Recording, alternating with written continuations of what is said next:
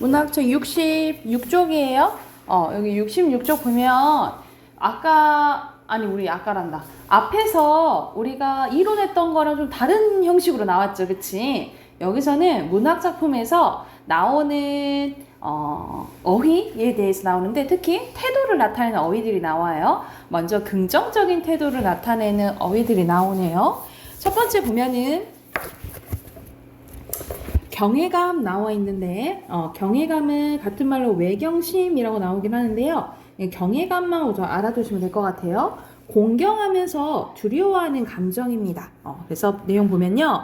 서정주의 동천 나와 있는데 내 마음속 우리 님의 고운 눈썹을 짖는 밤에 꿈으로 맑게 씻어서 하늘에다 옮겨 심어놨더니, 그러니까 우리가 이 달 모양이랑 눈썹 모양 비슷하잖아요, 그치?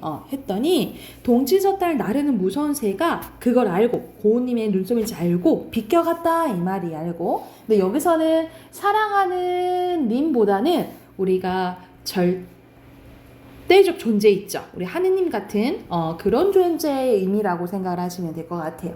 그래서 그 존재를 알아서 새가 비껴갔다 이렇게 이제 표현을 한 거야. 그리고 두 번째는 공동체 의식입니다.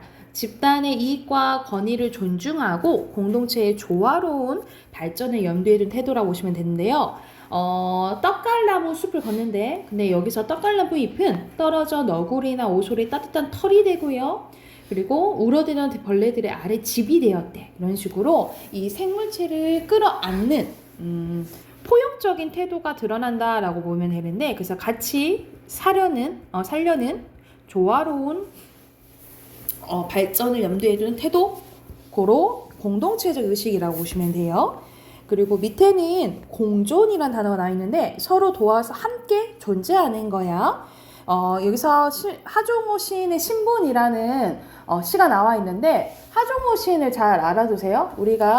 우리 한국 사회가 예전과 달리 이제 다문화 사회잖아, 그치? 그래서 이 현대시에서 이 다문화 사회, 다문화 시대와 관련된 시를 좀 많이 쓴 시인이라고 보시면 돼요. 그래서 여기서도 한국 청년 지한석 씨가 내는 숨소리에 미얀마 처녀 파파 위난 씨는 가만히 귀를 기울였대. 그래서 우리 보통 동남아시아에서 온 이주 노동자, 이주 여성들 많잖아, 그치? 그 사람들과 같이 살아가야 된다라는 이제 공존의 의식이 나와 있다라고 보시면 되고요. 자, 관조라는 단어가 나오네요. 관조는 고요한 마음으로 사물이나 현상을 관찰하거나 비추어 보는 걸 얘기해. 그러니까 어떤 현상에서 이제 자세히 관찰하는 거 있죠. 그걸 이제 관조적이라고 하는데, 이 관조적이랑 좀 같이 나오는 걸 뭐라고 보냐면 사색적이라고 보시면 돼요. 사색은 어떤 것에 대해 깊이 생각하는 거 있죠. 우리 그래서 뭐 사색에 빠졌다라고 얘기를 하잖아. 그래서 이런 거 같이 많이 나오는데 여기서는 산을 관찰하네요. 산은 구강산, 보랏빛 석산이고 산도와 두어송이 버는데 봄눈로가 흐르는 옷같이 물에 사슴은 암사슴이 바르시는데, 그래서 여기서는 산을 봤다가 산도와 봤다가 사슴 봤다가 시선의 이동이 일어나 있죠, 그렇죠? 그래서 산을 우리가 멀리서 크게 봐야 되잖아, 그렇지? 그래서 원경에서 근경이라는 시선의 이동이 드러나 있다라고 보시면 되고요.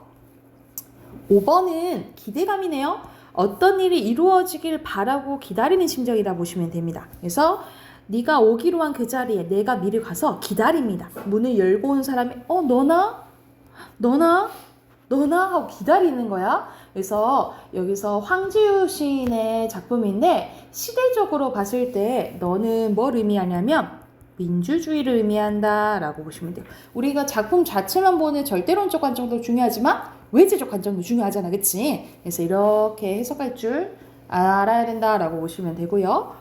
6번 갈게요. 6번은 깨달음입니다. 깨달음을 생각하고 궁리하다 알게 되는 거죠. 그래서 여기서는 나를 가르쳤던 거 언제나 시간이었다. 우리가 보통 아픔도 시간이 지나면 그나마 처음에 고통스러운 것보다는 좀 나아지잖아요, 그치? 그래서 시간이 갈수록 이제 성숙해진다라는 것이 이제 깨닫는 부분이 나왔다라고 보시면 되고, 달과는요, 여러분 집착하지 않는 거라고 생각하면 돼. 그래서 사소한 사물이나 일에 얽매이지 않고 세속을 벗어난 듯한 태도라고 생각하시면 되는데, 여기서 강냉이가 있걸랑, 강냉이 우리 옥수수죠? 있걸랑 함께 와 자셔도 좋습니다. 왜 사냐고 물으면 난 웃죠. 그래서 이 지금 현재의 삶에 대해서 만족하는 태도가 드러나 있다라고 보시면 돼요. 그러니까 어디 막 집착하거나 막 안 달라있지 않는 거라 보시면 되고, 자, 동경이란 단어 나왔죠? 어떤 것을 간절히 그리워해서 그것만을 생각하는 것을 얘기를 합니다. 그래서 여기서는 추천사라고 해서 춘향이 입장에서 쓴 거거든요. 춘향이가 자기 시녀인 향단이한테 얘기를 합니다. 향단아, 그네 줄을 밀어라. 그래서 자, 나는 어디로 가고 싶은 거야? 저 하늘로 가고 싶으니까 나를 밀어 올려다오 라고 얘기를 하는 거예요. 하늘로 가고 싶어해. 근데 여러분, 그녀의 속성은 뭐야? 올라가지만 다시 내려오잖아. 그치? 그래서 여기서는 동경 대상인 하늘로 가고 싶지만 가지 못하는 한계에 대해서 얘기한 시라고 보시면 돼요. 그리고 나온 게 9번에는 동질감이네요. 동질감은 성질이 서로 비슷해서 익숙하거나 잘 맞는 느낌을 얘기하는데, 여기서는 여자가 자리에서 일어나 옷깃을 여미고 화단에서 금잔한 포기를 떠 가슴에 꽂고 병실 안으로 사라져요. 나는 그 여자의 건강, 아니 내 건강도 속히 회복되기를 바라며 그 여자가 누웠던 자리에 누워봅니다. 그래서 같이 회복됐으면 좋겠다라는 말 그대로 같이 병이 걸린 거잖아. 그치? 예, 동질감이 느껴진다라고 보시면 되고, 자, 밑에는 비슷한 동화가 나와 있네요. 동화는 다르던 것이 서로 갖게 되는 것을 얘기를 해요. 자, 밑에 보면은 하늘이 깊이 숨을 들이켜 나를 들이마시고 이 떡갈나무 숲은 온통 차지해버리는 별이 된 것 같다 하면서, 여기서는 나와 자연물이 하나가 된 것 같은 느낌을 받아요. 우리가 이거 사자성어 뭐라 하지? 자연과 내가 하나가 되는 거.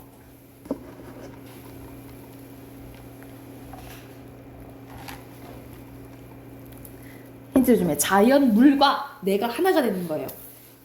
물로 시작해. 엥? 물로 시작한다니까? 그럼 나와야지. 물.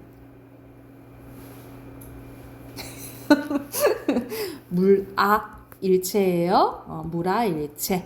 여기서 아자가 나 아자야. 여기서 자연물과 내가 하나가 되는 것을 물아 일체라고 보시면 되고, 오른쪽으로 가면 자, 이어서 또 나옵니다. 만족감이에요. 만족감은 조금도 모자람이 없을 정도로 넉넉하여 마음이 흡족한 걸 얘기를 합니다. 그래서 여기서는 오늘도 나 잘 살았다 라는 이제 하루에 대한 이제 만족감이 드러나 있다라고 보시면 되고, 두 번째는 설득이네요. 상대편이 이쪽 편의 이야기를 따르도록 깨우쳐서 말하는 걸 얘기를 하는데, 그 까치밥 따지 말라 라고 하면서 여기서는 명령형 어미를 통해서 설득적 태도가 드러났다 라고 보시면 되고, 자, 성찰은 자기 마음을 반성하고 살피는 거죠. 그래서 이 성찰적 시를 가장 많이 쓴 사람이 우리 윤동주지, 그치? 일제강점기 때 시대가 이러한데 내가 할 수 있는 게 시 쓰는 것밖에 없다라는 것에 대해서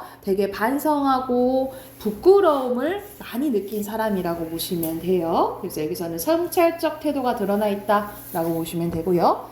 그 다음 성취감입니다. 성취감은 목적한 바를 이루었다라는 느낌인데, 자, 고재종의 첫사랑 일부분이거든요.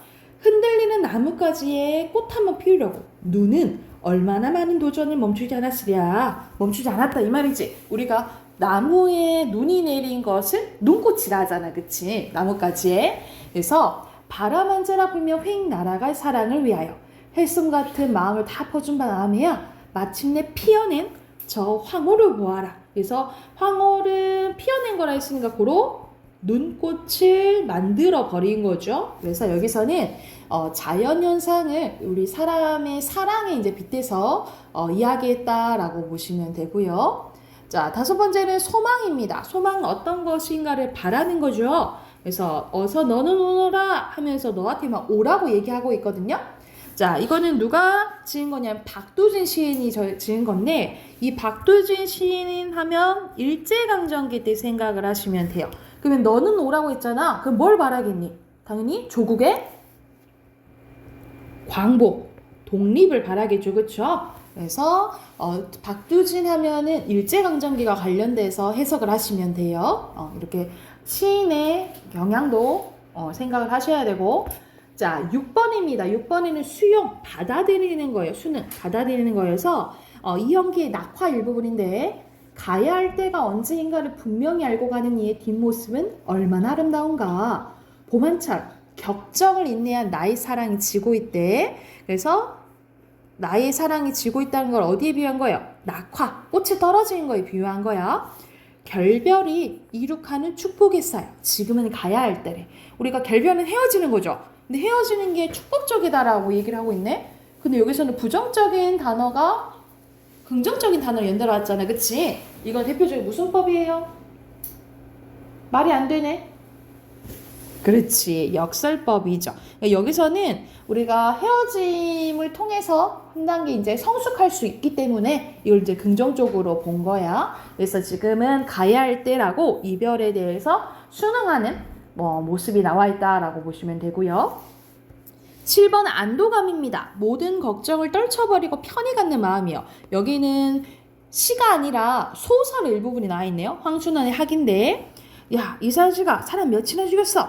그래, 너는 사람을 그렇게 죽여봤니? 이 자식이 하면서 성삼이 가슴 한 폭의 환해짐을 느낍니다. 맡겼던 무엇이 풀려내린 것만 같다. 그러니까 말 그대로 이제 친구가 사람을 죽인 줄 알았는데 사실 아니었구나라고 깨닫게 되면서 이제 안도감을 느끼는 장면이에요. 그리고 안빈낙도 나왔네. 안빈낙도는 가난한 생활하면서도 편안히 마음으로 도를 지키는 거예요. 그래서 여러분, 요 빈자 있죠? 이 빈자가 가난할 빈자야. 가난하더라도 즐기면서 살겠다라고 생각하시면 되고, 그리고 이거와 관련돼서 하나 더 알려줄게요. 사자성어 안분지족 써놓으세요. 안분지족. 안분지족은 분수에 맞게 사는 것을 만족한다 이 뜻이라고 생각을 하시면 됩니다. 그래서 우리가 자연에서 소박하게 살 때 있죠. 자연에서 소박하게 살 때를 안빈낙도 또는 안분지족 기억을 하시면 돼요. 그래서 내용 시조가 나와 있네. 보면 10년을 경영하여 10년을 계획해서 초려 3간을 지어내니 3칸짜리 집을 산 거야. 이걸 통해서 소박한 삶을 알 수 있다라고 보시면 되겠죠. 나 한 칸, 달 한 칸에 청풍의 한 칸을 맡겨두고 강산을 들일 데 없으니 둘러두고 보리라 하면서 여기서는 자연 친화적, 그리고 자연에서 소박하게 사는 삶이 나와 있죠. 그래서 안빈낙도랑 안분지족 기억하시면 돼요.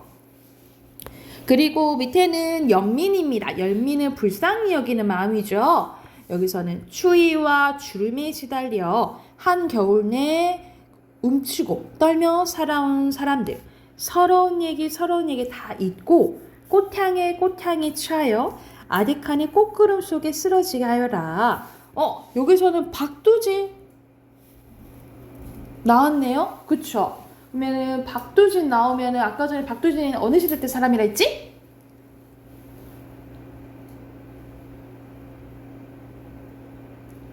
어느 시대 때 사람이라 했어? 좀 전에 했잖아. 어느 시대 때 사람이라 했어? 일제강점기 때 사람이라 했어. 그럼 그거와 관련돼서 부정적인 거는 일제강점기 얘기겠죠. 일제에 벗어나서 지금 이제 광복을 하게 된 거야. 그래서 우리 이렇게 힘들었잖아. 우리 이 광복을 즐겨보자. 이 내용이라고 생각을 하시면 돼요. 그리고 예찬입니다. 예찬은 너무 훌륭해. 너무 좋아. 하고 너무 아름답다라고 찬양하는 거라고 생각하시면 됩니다. 그래서 여기서는 청소하는 사람, 우리가 보통 청소하는 사람을 엄청 막 대단하다고 막 생각은 보통적으로 하진 않잖아요. 근데 여기서는 청소하면서 성자면서 청소를 한다 라고 하면서 이 청소하는 사람에 대해서 훌륭하다고 얘기하는 부분이라고 보시면 됩니다. 그래서 이 전체적으로 예찬적 태도라고 기억을 해두시면 될 것 같아요. 우리 한쪽 더 해볼게요. 뒤로 넘겨봅시다. 자, 여기서 첫 번째는 유대감이 나와 있는데요. 유대감은 서로 밀접하게 연결되어 있고 공통된 느낌이라고 보시면 됩니다. 그래서 유대감 연결되어 있는 유기적 이런 것이 거의 비슷하다고 생각하시면 되는데, 여기서는 못난 놈들끼리는 서로 얼굴만 봐도 흥겹대. 보통 다 친구 같은 얼굴들 하면서 같이 이제 동질감을 이렇게 느끼고 있다라고 보시면 되고요. 의지는 어떤 일을 하고자 하는, 이루고자 하는 마음을 보고 의지적이라고 하는데, 닦아라 사람들아 네 마음속에 구름 닦고 찢어라 사람들아 네 머릿속을 덮은 쇠항아리를 닦으래. 이런 부정적인 것을 닦아라 찢어라 했으니까 부정적인 것들에 대해서 얘기하는 거지, 그치? 이런 부정적인 현실에 대해서 벗어나고 싶어하는 의지적 태도가 드러나 있다라고 보시면 될 것 같고요. 신동엽이니까 독재 정권 생각을 하시면 됩니다. 그리고 일체감이에요. 남과 어우러져 하나가 되는 느낌입니다. 여기서는 흰밥도 가재미도 나도 이 흰밥과 가재미를 우리라고 표현하거든요. 그래서 하나가 되어 있다. 그러니까 흰밥, 가재미나 생물, 그러니까 뭐 다른 생물과 하나가 된 느낌을 표현했다라고 보시면 되고요. 자, 자부심은 스스로에게 긍지를 가지는 마음을 얘기를 해요. 여기서는 여기 송 무슨 송자야? 대나무가 아니고 소나무 송자. 죽이 대나무 죽이죠. 그래서 소나무와 대나무가 가득 있는데 풍월 주인 됐다, 나 자연의 주인 됐다 하면서 여기서는 자연에서 내가 막 즐기고 있다라는 것에 대해서, 자연적인 삶에 대해서 자부심을 느끼고 있다라고 보시면 되고요. 그리고 지조가 나왔네요. 지조랑 같이 나오는 게 절개죠. 굽히지 않는 마음. 그래서 원칙과 신념을 굽히지 않고 끝끝이 지켜나간 꿋꿋한 의지를 지조, 절개라고 하는데, 자, 눈이 맞아 휘어진 데를 누가 굽었다고 했냐? 구분절이며 눈 속에서 저렇게 푸르겠냐? 아마도 세한 고절은 너뿐인가 하노라 하면서 아마 이게 소나무 얘기할 거예요. 소나무가 이게 항상 푸르잖아, 그치? 그거에 대해서 나오는 건데, 그래서 이런 식으로 대나무, 소나무 나오면 변하지 않는 맛, 지조절개라고 생각하시면 되고, 그래서 예전부터 우리 양반 선비들이 좋아했잖아요. 그 좋아한 게 여러분 사군자 생각하면 되는데, 이 사군자 4개에는 뭐가 속해져 있냐면 매화, 난초, 국화, 대나무예요. 여기서 소나무는 속해 있진 않아. 매화, 난초, 국화, 대나무. 그 플러스로 여기 소나무도 지조와 뭐를 의미한다? 절개를 의미한다라고 기억을 해주시면 될 것 같아요. 됐을까요? 자, 6번째 지향입니다. 지향은 어떤 목표로 뜻을 쏠리어 향하거나 그 방향을 쏠린 의지야. 내가 바라는 거, 그쪽을 하고 싶은 거를 지향이라고 하고, 이런 반대는 뭐라고 해? 하지 말아야 될 거. 지양이죠. 한 끗 차이지. 그래서 지향이랑 지양이랑 구별하셔야 되고요. 그리고 7번에 친밀감, 친근감입니다. 사귀어 지낸 사이가 매우 친하고 가까운 느낌인데, 이 친근감, 친밀감은 어떨 때 많이 나오냐면 자연 이야기를 할 때 많이 나와요. 그래서 우리 자연 친화적인 태도가 드러날 때 친근감, 친밀감이 나온다라고 보시면 되고, 그래서 여기서도 뭐가 나왔어? 산 사랑한다 나왔지, 그치? 이 자연 친화적 태도가 나올 때 많이 나오는 단어라고 보시면 되고, 자, 8번에 통찰이에요. 통찰은 예리한 관찰력으로 꿰뚫어보는 거라고 생각하시면 됩니다. 여기선 시가 아니고 수필 일부분이 나와있네. 법정 스님의 무소유 일부분이에요. 우리 무소유는 뭐야? 가지지 않는 걸 얘기하는 거지, 그치? 자, 크게 버리는 사람만이 크게 얻을 수 있다라는 말이 있대요. 말이 안 되지, 그치? 여기도 역설법이 쓰였네. 물건으로 인해 마음이 상하고 있는 사람들에게는 한 번쯤 생각해 볼 말씀이다. 아무것도 갖지 않을 때 비로소 온 세상을 갖게 된대. 그러니까 우리가 보통 물건에 대해서 집착하면 정신적인 고통이 크잖아. 오히려 이렇게 가지고 있지 않을 때 더 자유로울 수 있다라는 뜻이라고 보시면 돼요. 그것을 역설법을 통해서 드러냈다. 그래서 여기는 이 삶의 이치, 이걸 이제 꿰뚫어 봤다라고 해서 통찰이라고 보시면 되고요. 자, 풍류란 단어가 나왔네요. 풍류는 멋스럽고 풍치가 있는 일이라고 나와있지만 간단하게 즐기는 거 있죠. 즐기는 일을 풍류적 태도라고 생각하시면 돼요. 특히 자연을 즐기는 태도가 드러날 때 풍류적이라고 해요. 예시 보면 여기 시조 나와있네. 추강에 가을밤에 밤이 드니 물결이 차다. 낚시들이 치니 고기 아니 모노메라. 무심한 달빛만 싣고 빈배져 오너라 하면서 여기서는 가을밤 낚시하고 있잖아요. 그치? 이렇게 즐기는 것을 풍류적 태도라고 보시면 되고요.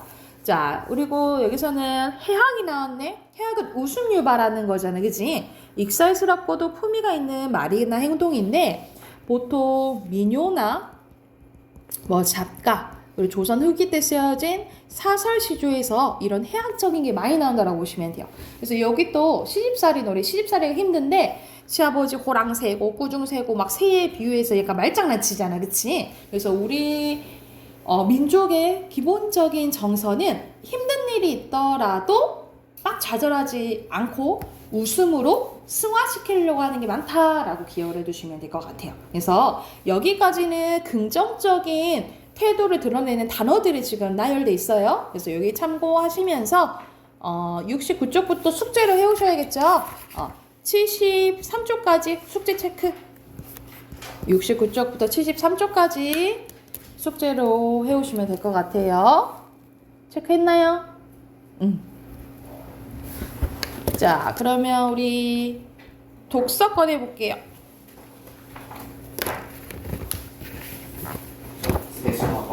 네. 독서 50쪽이네요.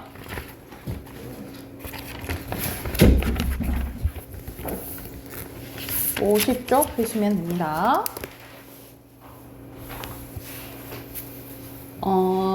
50쪽 보시면 여기서는 앞에서 우리 막 중심 화제 찾고 핵심 문장 찾고 그리고 핵심 내용 정리하는 거 했거든요. 그리고 여기서는 뭐 문단 간의 관계도 했었고 여기서는 전반적으로 이제 글에 따른 독해 방법이 나와 있는데 우리가 독서 분야가 다양하게 나오잖아. 인문도 나오고 과학도 나오고 막 기술도 나오고 예술도 나오고 막 하잖아요. 근데 전반적으로 그런 분야에서 어떤 내용이 나온다라고 이제 크게 세 가지로 묶어 놓은 거야. 자, 인문사회 예술에서는 보통 이론 사상 관점에 대한 설명이 나오고 우리 그래서 뭐 플라톤은 이렇게 생각했고 아리스토텔레스는 이렇고 막 이런 거 나오잖아. 그치? 이런 관점 문제가 나오고요. 사회 과학 영역에서는 현상, 체계, 제도에 관련된 거, 과학 기술 영역에서는 작용 원리, 방법에 대한 소개가 나옵니다. 그래서 그거와 관련된 게 지금 나열되어 있다고 생각하시면 돼요. 이론 관점 등을 설명하는 글은요. 특정 학자나 예술가의 사상이나 견해, 관점 등을 설명하는 글의 유형으로 이론이나 사상의 핵심 내용을 파악하는 데 중점을 둬야 돼요. 그래서 예를 들어서 여기 봐보면 준칙주의가 이거고 재량주의가 이거구나 하면서 여러분이 읽을 때 내용을 최대한 많이 기억하고 이해하시면서 읽어야 돼요. 이해됐을까요? 당연히 이 차이점에 대해서 아니면 또는 공통점에 대해서 묻겠잖아. 그치? 그래서 이렇게 파악하시면서 읽으면 되고요. 현상, 체계, 제도에 대한 설명하는 글은 과학현상이나 사회제도, 질서, 원칙에 대한 구체적인 사례를 들어 설명하는 글의 유형인데요. 보통 인과관계, 이래서 이래졌구나 라는 인과관계를 중심으로 정리하는 게 효과적이래요. 그래서 여기서는 Z사의 전략 3가지가 나왔고 그 결과 이렇게 된 거잖아. 인과잖아. 그쵸? 그래서 이것 때문에 이렇게 됐구나. 결국 Z사는 미국의 자회사의 법인세가 부과된 이유는 최소화했구나. 이런 식으로 내용 정리하면서 읽으면 되고요.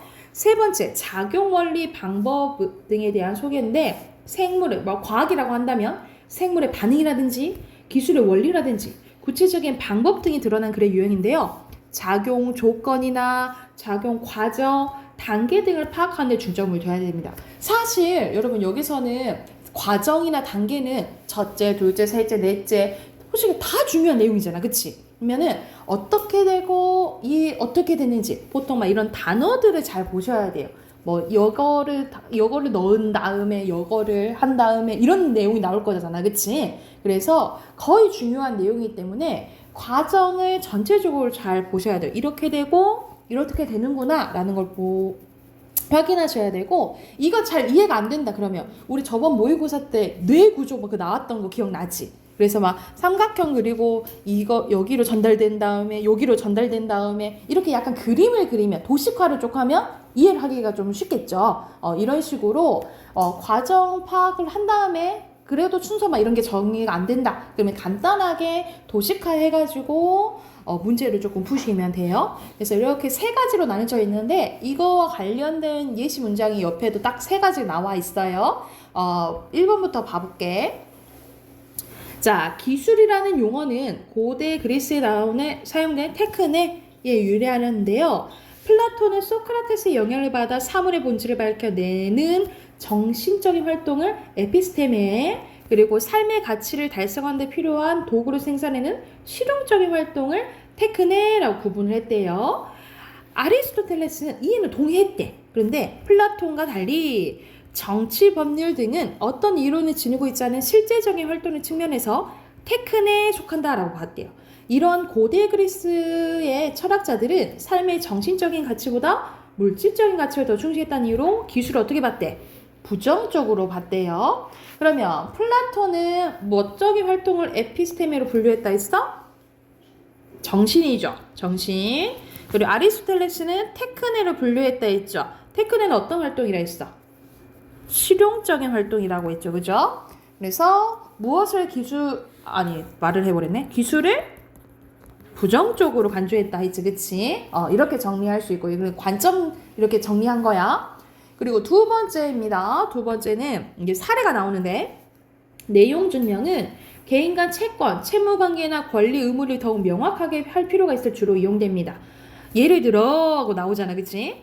방문 판매를 통해 충동적으로 구입한 화장품, 건강식품 등의 구매 계약을 철회 기간 내에 취소하고 싶을 때 사용할 수 있는데, 특히 판매자와 연락이 되지 않는 등의 사유로 계약을 철회할 수 있는 기간 내에 철회가 불가능한 경우에도 이 내용 증명을 사용할 수가 있대요. 내용 증명은 다른 우편물과 달리 우체국과 같은 내용의 문서를 세부를 제출해야 되는데, 이는 발신인, 수신인, 우체국, 3자가 동일한 내용의 문서를 소지하기 위함입니다. 그 결과 발신인이 작성한 어떤 내용의 문서가 언제 누구에게 발송되었는지를 우체국장에 증명할 수 있게 된 거죠. 그러나 이것이 문서의 내용이 맞다는 것까지 증명하는 것은 아니라는 건 유의해야 된대. 내용 증명 우편이 발송되었던 사실은 확인할 수 있어. 근데 그 문서 내용이 맞고 틀리다는 확인할 수 없다라고 보시면 되겠죠. 이해됐을까요? 그러면 1번 봐봐. 계약을 철회할 수 있는 기간이 지난 경우에는 내용 증명을 사용해도 소용없어요? 사용 가능? 불가능한 경우도 사용될 수 있다고 했잖아. 그치? X죠. 자, 2번. 내용 증명을 위해서는 수신인에게 보낸 문서와 같은 내용의 문서를 발신인도 보관해야 된다 했죠. 그리고 우체국도 마찬가지고. 맞죠? 우체국장이 내용 증명 우편에 발송되었음을 증명했다는 것은 문서 내용의 진위를 입증하는 증거가 될 수 있어요? 내용은 알 수 없다 그랬잖아요. 그치? X겠죠. 이해됐나요? 이렇게 내용 확인하는 문제였고, 자, 이렇게 봐봐. 이거는 이제 과정이 나오는데 이 과정을 밑에 뭐 한 거예요? 이렇게 도식화를 한 거예요. 자, 그래서 보통 본문 나오고 이런 도식화된 게 아마 보기나 문제에 나올 거예요. 그래서 이런 걸 확인하면서 체크를 하면서 풀면은 바로바로 확인되겠죠. 그쵸? 자, 여기서는 전자요금 징수 시스템이 작동되는 과정이 나오는데요. 우선 차량이 요금소 첫 번째 게이트를 통과할 때 차량 단말기 여기 나오지. 차량 단말기와 첫 번째 게이트에 설치된 제1기준 간에 통신이 일어난대요.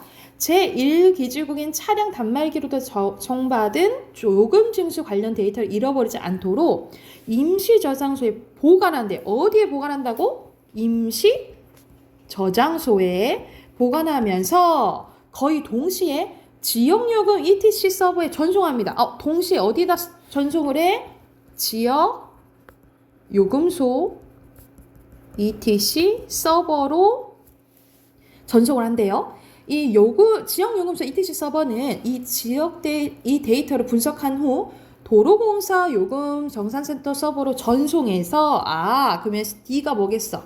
도로공사 요금 정산센터의 서버겠죠. 그래서 기억의 임시저장소, 니은의 지역소 요금소 ETC 서버, 그리고 디귿의 도로공사 요금 정산센터의 서버 이렇게 쓰면 되겠지. 됐을까요? 이런 식으로 도식화를 하면 좀 내용 파악하기가 쉽다라고 생각하시면 될 것 같아요. 여러분 뒤로 넘겨봐. 뒤로 넘기면 이제 지문이 나오는데 이거는 관점 관련된 거예요. 관점 관련된 거. 특히 여기서는 아리스토텔레스의 목적론 나오거든요. 근데 아리스토텔레스 목적론뿐만 아니라 다른 사람들의 생각들이 막 많이 나와요. 그걸 잘 파악하시면서 문제 푸시면 될 것 같아요. 아셨죠? 53초까지 문제 풀고 답 확인해 볼게요. 자, 여기서는 아리스토텔레스의 목적론 개념이 있는 부분 문장 찾으라 이 말이야. 요 문장이거든요. 그래서 첫 어절과 끝 어절 쓰라 했으니까 아리스토텔레스는 제시한다 쓰시면 돼요. 이렇게 쓰시면 되고, 그리고 이 목적론을 비판한 근대 철학자들이 여러 명 나오죠. 순서대로 베이컨, 스피노자, 갈릴레이 쓰시면 되고, 이 근대 철학자들을 비판한 현대 철학자들 나오죠. 순서대로 볼로틴, 그리고 우드필드 쓰시면 됩니다. 자, 사문단에서 엠페도클레스가 주장한 환원론에 대해서 얘기하래요. 어느 부분 쓰시면 되냐면 여기 쓰시면 됩니다. 엠페도클레스 견해 나오잖아. 이 앞부분. 자연물의 물질적 구성 요소를 알면 그것의 본성을 모두 설명할 수 있다라고 엠페도클레스는 봤다 이 말이야. 그러니까는 예를 들어서 뭐 물로 이루어져 있어, 뭐 물과 단백질과 뭐 이런 걸로 이루어져 있어. 그러니까 우리의 이 구성 요소만 알면 우리의 특성을 다 알 수 있다라고 본 게 엠페도클레스라고 보시면 돼요. 근데 아리스토텔레스는 아니 구성 요소 갖고는 특성을 다 알 수 없어라고 얘기를 했다 이 말이야. 이해됐나요? 그리고 마지막에는 목적론이 지금까지 이어지는 탐구의 출발점이다 라고 얘기 나오잖아요. 여기서는 목적론의 아리스토텔레스가 말한 목적론이 지닌 뭐 이렇게 쓰시면 간단하게 쓰시면 될 것 같아요. 자, 그러면 앞에서 목적론 나오고 그 다음에 비판한 내용 나오고 그 다음에 목적론의 나오잖아, 그치? 그럼 1번이 몇 번이야? 적절한 거? 5번이 되겠죠, 그쵸? 그리고 2번에 이건 내용 일치 문제예요. 적절하게 진술한 거 2번이고요. 그리고 3번에 1문단에 여러분 1문단에 밑에서 세 번째 줄 보면 여기서는 자 타고나 목적을 실현한 능력도 타고난다라고 얘기를 했죠. 그치? 그래서 그 부분 보면은 3번이라고 보시면 되고요. 자, 4번에 여기서 적절한 거네요. 여기서는 마이어는 창반론을 제시했는데 이 사람은 창반론의 복잡성의 수준이 한 단계 오를 때마다 이 구성 요소에 관한 지식만으로는 예측할 수 없는 특성들이 나타났다라는 거야. 그럼 이 부분 보면 아까 전에 에페도클레스는 구성 요소로 다 알 수 있다 그랬죠, 그렇죠? 근데 아리스토텔레스는 알 수 없다 그랬잖아. 그러면 마이어랑 비슷한 사람은 아리스토텔레스죠, 그렇죠? 그러면 아리스토텔레스랑 생각이 똑같아야 돼. 그래서 가장 적절한 것은 3번입니다. 됐나요? 넘어가도 되겠어요? 정리됐나요? 그러면 우리 문법 숙제 있었거든요? 문법 답 확인해 봅시다.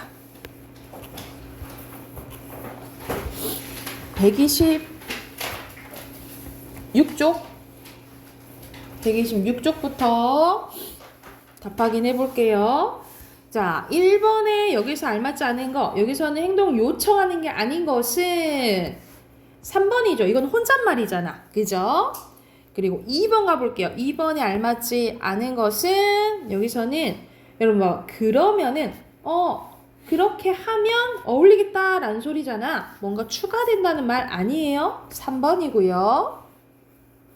3번에 적절하지 않은 거 여기서는 3번인데 디귿 저기는 화자랑 청자들 다 먼 곳을 얘기하죠. 그쵸? 둘 다 먼 곳을 얘기를 하는 거야. 그리고 4번에